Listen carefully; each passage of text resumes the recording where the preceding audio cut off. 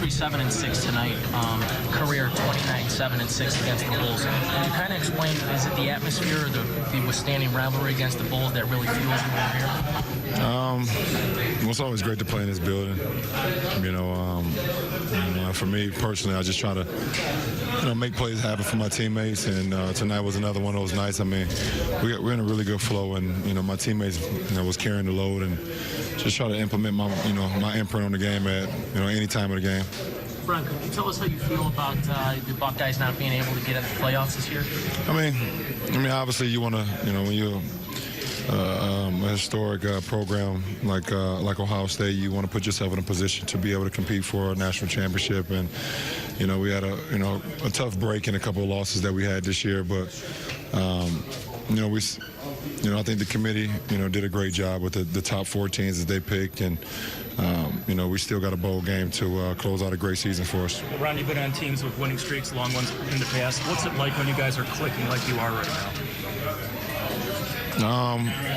We're just in a good groove. And when you're in a good groove, you want to try to continue that. And, we've just been playing good ball, from, 1 to 15. We're defending. We're sharing the ball offensively. We're moving. We're just in a good pace and a good space, and we want to try to continue that on Wednesday. LeBron, how would you describe the leadership that Dwayne brings to the second? I mean, he's ran a franchise before. He's ran units before. There's not one situation that he hasn't been in, so it's a luxury for our team to be able to have him to come off our bench and be able to lead that group. And the way he's playing right now is just in a great groove. And me, you guys know me. I'm extremely happy to have him.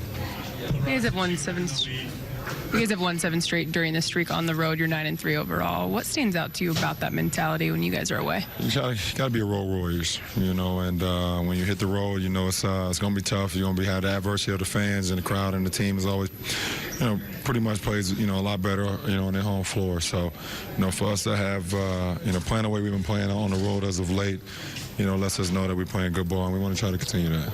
Since you've been in the league, the Bulls have been pretty much a contender every year. Is it strange not to see them with a fighter's punch on a nightly basis? To be honest, that's not even my focus. My focus right now is how we can continue to get better. We didn't start the season off the way we wanted to, and right now we're in a good groove. So, that's where my focus is, and that's all I can give my energy and effort to right now. Are you ahead of the pace right now than you expected to be on? With our team? Yeah. Well, we got a few, we got 4 guys that's been, that could be rotational players. Obviously, with Tristan and Shumpert has been a rotation player for us. And then, D-Rose started for us early in the season. And our all-star, point guard hasn't played this year.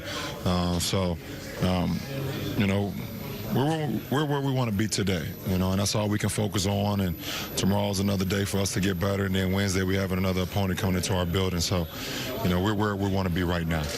Did you notice Scottie and Horace sitting there watching? Yeah, I paid my respects to them before the game. I grew up watching those guys. They're the OGs, and